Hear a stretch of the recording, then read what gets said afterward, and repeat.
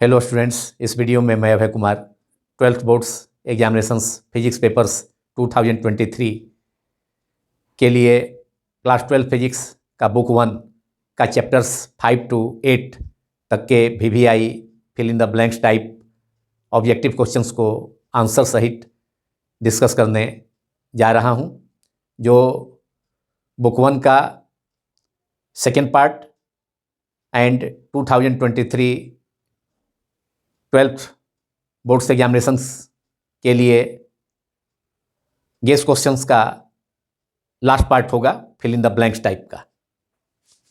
ये सभी fill in the blanks type objective questions hot objective questions हैं, जिनमें से नियरली 50% 2023 12th बोर्ड्स एग्जामिनेशंस के MCQs वस्तुनिष्ठ प्रश्नों में भी निश्चित रूप से पूछे जा सकते हैं। Question number 1, magnetic field lines of a magnet form blank ... खाली जगह है loop unlike electric field lines. Answer होगा क्लोज्ड। यहाँ खाली जगह में फिल इन द ब्लैंक में क्लोज्ड फिल करना होगा, भरना होगा। Magnetic field lines closed loop का फॉर्मेशन करती हैं, जबकि इलेक्ट्रिक फील्ड लाइंस के साथ ऐसा नहीं है। Electric field lines closed loop का फॉर्मेशन नहीं करती हैं, जबकि मैग्नेटिक फील्ड लाइंस चुंबकीय क्षेत्र रेखाएं क्लोज्ड लूप बंद लूप का निर्माण करती हैं, जबकि वैद्युत क्षेत्र रेखाएं बंद लूप का निर्माण नहीं करती हैं। तो खाली जगह में फिल इन द ब्लैंक में क्लोज्ड भरना होगा, बंद, हिंदी में बंद। Question number 2, the value of dip at the poles is now blank ... खाली जगह है। Answer is 90 degree. अर्थ के पोल्स पर, पृथ्वी के ध्रुवों पर डीप का वैल्यू, नमन कोण का मान 90 डिग्री होता है। बहुत ही इंपॉर्टेंट ऑब्जेक्टिव क्वेश्चन है। इसे MCQ के रूप में भी, मल्टीपल चॉइस ऑब्जेक्टिव क्वेश्चन के रूप में भी पूछा जा सकता है, वस्तुनिष्ठ बहुविकल्पीय प्रश्न के रूप में भी। Now question number 3, the value of dip at the equator is, answer is 0 degree. Earth के इक्वेटर पर, पृथ्वी के विषुवत रेखा पर डीप का वैल्यू, नमन कोण का मान 0 डिग्री होता है। Now question number 4, magnetic susceptibility of vacuum is ... blank है, खाली जगह है। Answer is 0। बहुत ही इंपॉर्टेंट ऑब्जेक्टिव क्वेश्चन है यह, कि वैक्यूम का, निर्वात का मैग्नेटिक ससेप्टिबिलिटी, चुंबकीय प्रवृत्ति का मान कितना होता है? तो 0 होता है। खाली जगह में 0 भरा गया। Question number 5, the magnetic field lines are now blank, खाली जगह है, by a diamagnetic material. Answer होगा repelled, REPELLED, repelled. Magnetic field lines diamagnetic material के द्वारा रिपेल किए जाते हैं, विकर्षित किए जाते हैं। प्रतिचुंबकीय पदार्थों के द्वारा चुंबकीय क्षेत्र रेखाएं, मैग्नेटिक फील्ड लाइंस रिपेल किए जाते हैं, विकर्षित किए जाते हैं। तो खाली जगह में, ब्लैंक पार्ट में, इस क्वेश्चन के ब्लैंक पार्ट में, ब्लैंक जगह में, खाली जगह में रिपेल्ड भरा गया, हिंदी में विकर्षित। अगर इस प्रश्न में डाईमैग्नेटिक मटेरियल की जगह पैरामैग्नेटिक मटेरियल होता या फेरोमैग्नेटिक मटेरियल होता, तब यहां अगर खाली जगह होता तो वहां पर भरा जाएगा attracted. Magnetic field lines paramagnetic material के द्वारा एंड फेरोमैग्नेटिक मटेरियल के द्वारा आकर्षित किए जाते हैं, अट्रैक्ट किए जाते हैं। अनुचुंबकीय पदार्थों के द्वारा मैग्नेटिक फील्ड लाइंस, चुंबकीय क्षेत्र रेखाएं हल्के ढंग से आकर्षित की जाती हैं, जबकि फेरोमैग्नेटिक मटेरियल, लौह चुंबकीय पदार्थों के द्वारा चुंबकीय क्षेत्र रेखाएं शक्तिशाली ढंग से, स्ट्रांगली आकर्षित, अट्रैक्ट की जाती हैं। Question number 6, there is no effect of temperature on ... that is blank, खाली जगह है, मटेरियल्स। आंसर इज डाईमैग्नेटिक, खाली जगह में डाईमैग्नेटिक डाईमैग्नेटिक मटेरियल्स पर, प्रतिचुंबकीय पदार्थों पर टेम्परेचर का कोई इफेक्ट नहीं होता है, ताप का कोई प्रभाव नहीं होता है। बहुत ही इंपॉर्टेंट ऑब्जेक्टिव क्वेश्चन है यह। There is no effect of temperature on diamagnetic materials. तो खाली जगह में यहाँ पर डाईमैग्नेटिक भरा गया, प्रतिचुंबकीय पदार्थों पर ताप का कोई प्रभाव नहीं होता है। Question number 7, magnetic susceptibility is negative for dot dot dot, that is blank, खाली जगह है, सब्सटेंसेस। अब यहाँ पर भी इस क्वेश्चन में भी डाईमैग्नेटिक ही भरा जाएगा खाली जगह में। डाईमैग्नेटिक का हिंदी होता है प्रतिचुंबकीय पदार्थ, प्रतिचुंबकीय। सब्सटेंस यहाँ दिया, सब्सटेंसेस दिया हुआ है बगल में, पदार्थ डाईमैग्नेटिक। तो डाईमैग्नेटिक सब्सटेंसेस का, प्रतिचुंबकीय पदार्थों का मैग्नेटिक ससेप्टिबिलिटी, चुंबकीय प्रवृत्ति निगेटिव होता है, ऋणात्मक होता है। यह भी बहुत ही इंपॉर्टेंट ऑब्जेक्टिव क्वेश्चन है, जिसे MCQ, multiple choice objective question के रूप में भी 12th बोर्ड्स एग्जामिनेशंस में बराबर पूछा जाता है। Now question number 8, SI unit of magnetic flux is, बहुत ही इंपॉर्टेंट ऑब्जेक्टिव क्वेश्चन है, जिसे एमसीक्यू के रूप में भी, बहुविकल्पीय वस्तुनिष्ठ प्रश्न के रूप में भी बराबर पूछा जाता है, हमेशा पूछा जाता है 12th बोर्ड्स एग्जामिनेशन में। SI unit of magnetic flux is weber. Answer is weber, WEBER, weber, symbol W, capital W, small b, weber. SI unit of magnetic flux is weber. Magnetic flux भी एक scalar quantity है, electric flux जैसा ही। Now question number 9, SI unit of self inductance और mutual inductance is blank, dot dot dot, खाली जगह है। तो सेल्फ इंडक्टेंस और म्यूचुअल इंडक्टेंस, स्वप्रेरकत्व या म्यूचुअल इंडक्टेंस अनोन्य प्रेरकत्व का एसआई यूनिट हेनरी होता है। तो ब्लैंक खाली जगह में यहाँ हेनरी फिलअप करना होगा।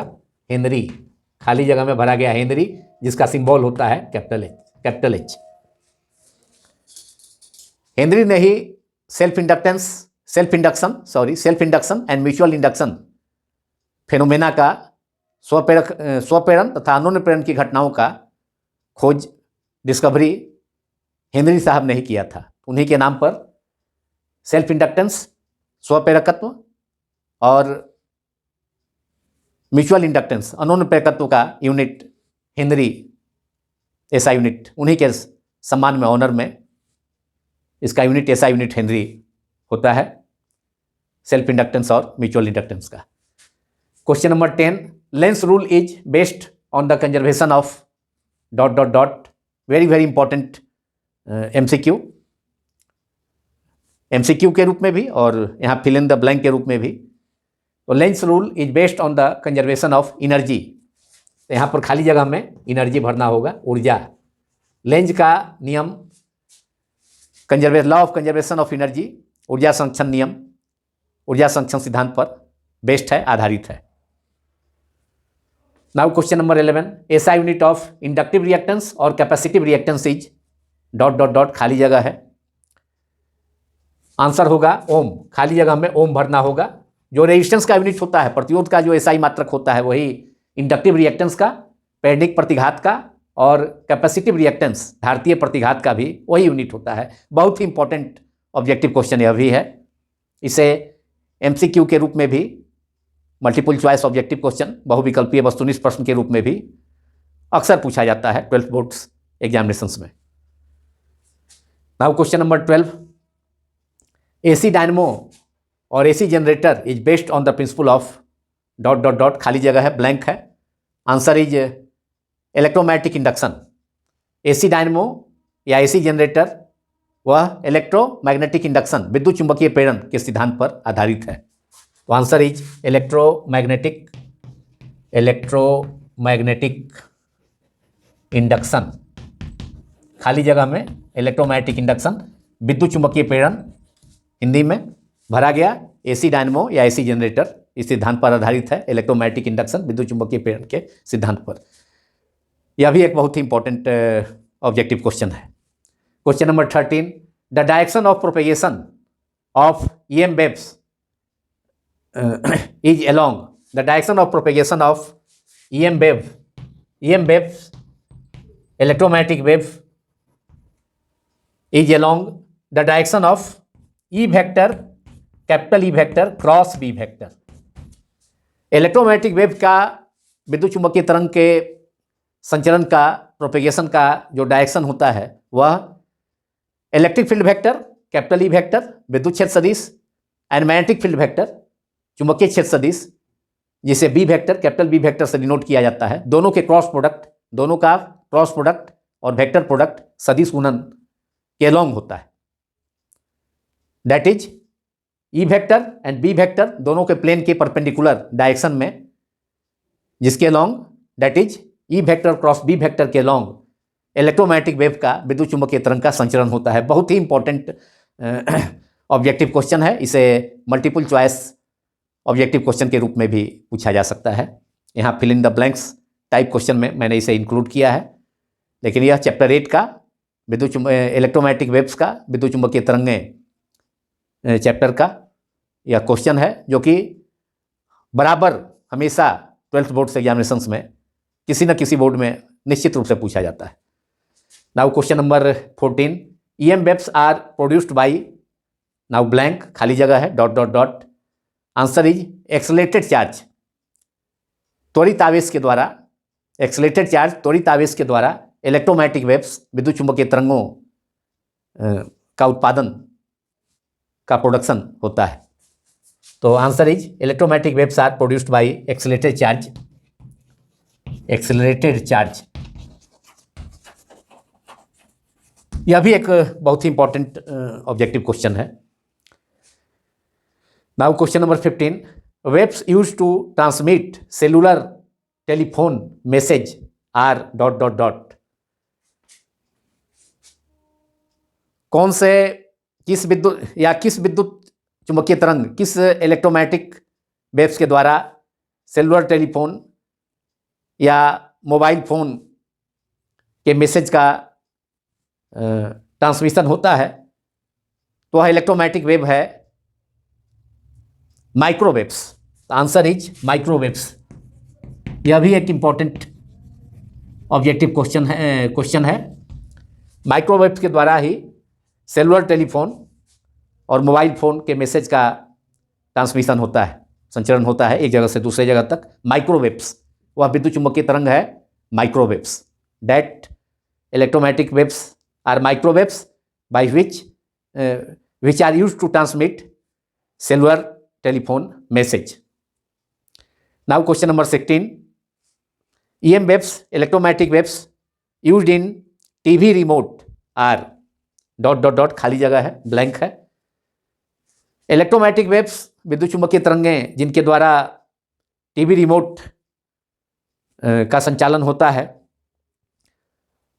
Those electromagnetic waves are infrared raise.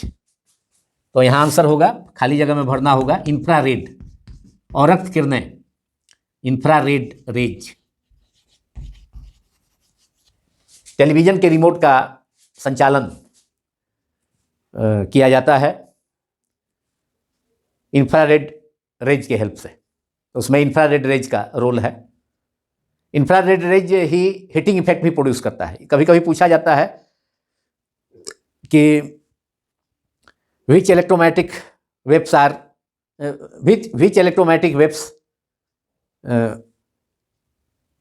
are used, which electromagnetic waves produce heating effect? The answer is again infrared rays. Infrared rays heating effect, तापीय प्रभाव उत्पन्न करता है, इसलिए इंफ्रारेड रेज को हीट वेव्स भी कहा जाता है। इंफ्रारेड रेज औरक्त किरणों को हीट वेव्स भी कहा जाता है, इसलिए कि इंफ्रारेड रेज हीटिंग इफेक्ट उत्पन्न करता है। और यहाँ टीवी रिमोट के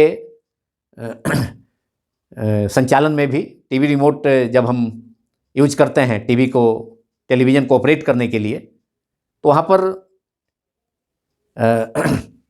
इंफ्रारेड रेज का ही यूज होता है उसमें। अब इस fill in the blank type objective question के साथ ही यह वीडियो पूरा होता है, जो कि 2023 12th बोर्ड्स एग्जामिनेशंस के लिए VVI fill in the blank type objective based questions का यह वीडियो लास्ट पार्ट है, क्योंकि मैंने पहले ही बुक 1 एंड बुक 2 का 3 पार्ट्स के वीडियोज को अपलोड कर चुका हूं यूट्यूब में, और यह लास्ट पार्ट था। तो अब पूरे 12th फिजिक्स के सिलेबस का, मतलब दोनों बुक्स के VVI, दोनों बुक्स के सभी चैप्टर्स का VVI fill in the blank type objective guess questions का काम 2023 एग्जामिनेशंस के लिए, 12th board examinations physics papers के लिए अब कंप्लीट होता है। अब केवल आप सभी को वॉच करना है, और मैंने प्रयास किया है कि कम से कम प्रश्नों को इन वीडियोज में इंक्लूड कर, तथा हॉट क्वेश्चंस को ही, ऑब्जेक्टिव क्वेश्चंस को ही इंक्लूड किया जाए, जिससे आप सभी को अधिक से अधिक फायदा और अधिक से अधिक अंक प्राप्त हो सके 2023 12th boards examinations physics papers में। इन सभी वीडियोज को आप मेरे YouTube channel physics quantum classes के प्लेलिस्ट से वॉच कर सकते हैं, क्योंकि मैंने अपने चैनल फिजिक्स क्वांटम क्लासेस के प्लेलिस्ट्स में 2023 12th बोर्ड एग्जामिनेशंस के लिए VVI MCQs guess questions with answers, short answer type case questions with answers, fill in the blanks type guess questions with answers, VVI long questions with answers, सभी का अलग अलग playlist बना दिया है। इसके अलावा ईच चैप्टर का भी, पूरे फिजिक्स का सिलेबस बुक 1 एंड बुक 2 के ईच चैप्टर के अलग अलग चैप्टर के भी इम्पोर्टेंट MCQs का भी वीडियोज मैंने अपलोड कर दिया है यूट्यूब में बहुत पहले ही, उसका भी प्लेलिस्ट अलग से है। इसके अलावा एसर्शन रीजन क्वेश्चंस के वीडियोज भी अपलोड किए गए हैं CBSE 12th board examinations and IIT JEE AIIMS entrances के लिए, उसका भी अलग प्लेलिस्ट है। इसके अलावा ग्रेजुएशन का BSc part 1, BSc part 2, BSc part 3 physics honours subsidiary general courses के लिए भी अलग प्लेलिस्ट है, उसे ग्रेजुएशन के स्टूडेंट्स भी मेरे यूट्यूब चैनल के प्लेलिस्ट से सर्च कर वॉच कर सकते हैं। इसके अलावा book concepts of physics SC Verma साहब का बुक के भी कुछ चैप्टर्स वॉल्यूम 1 एंड वॉल्यूम 2 के चैप्टर्स के प्रॉब्लम्स के भी सॉल्यूशंस के वीडियोज अपलोड किए गए हैं, उनका प्लेलिस्ट भी अलग है। तथा अभी भी कुछ चैप्टर्स के, बहुत से चैप्टर्स के SC वर्मा साहब का बुक 1 एंड बुक 2 के कुछ चैप्टर्स के सॉल्यूशंस, प्रॉब्लम्स के सॉल्यूशंस किए जा चुके हैं, तथा रिमेनिंग चैप्टर्स के भी सॉल्यूशंस किए जाएंगे। Thanks all of you for watching my YouTube channel physics quantum classes.